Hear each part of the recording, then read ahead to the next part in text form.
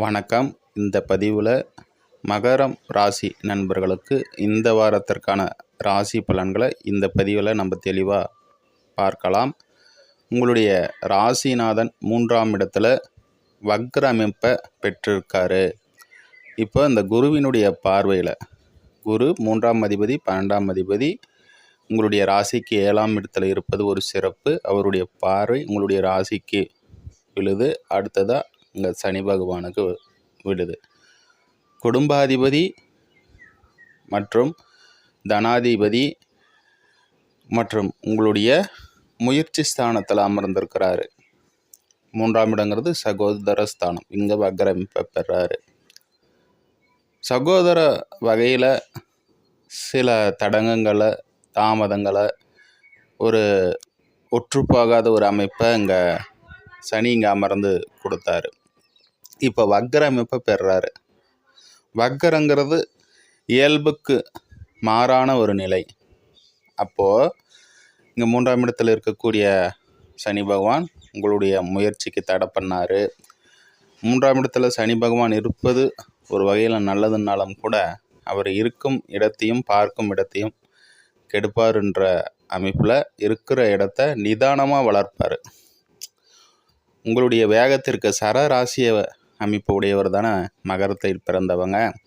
உங்களுடைய வேகத்திற்கு 3ஆம் இடத்துலங்க சனி அமர்வது அவ்வளோ சிறப்பில் இருந்தாலும் குரு உச்சம் அமைப்பை பெறாரு. 7ஆம் இடத்துல உங்களுடைய ராசியை பார்க்குறாரு. இது எல்லாமே ஒரு சிறப்புன்னு ஒரு அம்சம். இப்போ அவர் வக்ரம் பெறுவது எடுக்கக்கூடிய முயற்சியில் சகோதர அமைப்பு, குடும்ப அமைப்பு, தனவரவு இது எல்லாமே சிறப்பிக்கக்கூடிய ஒரு அமைப்பு தான்.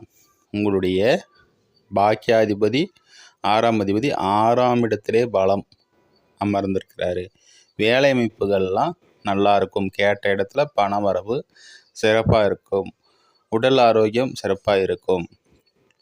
அதே போல் உங்களுடைய 5 மற்றும் 10ஆம் அதிபதி இந்த வாரத்தில் அவருடைய சுயசாரத்தில் 8ஆம் இடத்துல மறைவு பெற்றாலும் கூட 6ஆம் அதிபதி 8ஆம் இடத்துல மறைவு பெற்று 10ஆம் அதிபதி 8ஆம் இடத்துல மறைவு பெற்றாலும் எதிர்பாராத திடீர் அதிர்ஷ்ட வாய்ப்புகளையும் உங்களுடைய தொழில் மூலமாகவும் அதே போல் மூத்தவர் வகையிலையும் லாபம் சார்ந்த விஷயங்களிலும் தர கடமைப்பட்டவராக இங்கே சுக்கிரன் அமர்வார். இந்த வாரத்தின் இறுதியில் பாக்கியசன் நீச்ச அமைப்பை பெறாரு.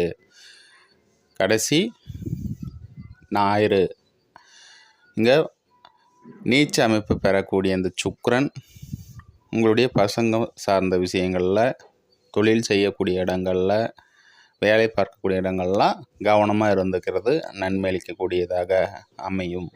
5ல் செவ்வாய் இருக்கிறாரு.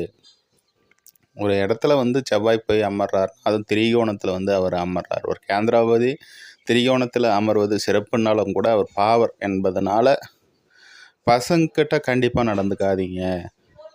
அவருடைய 7ஆம் பார்வையோ 11ஆம் இடத்தை அவர் பார்வை செய்கிறாரு.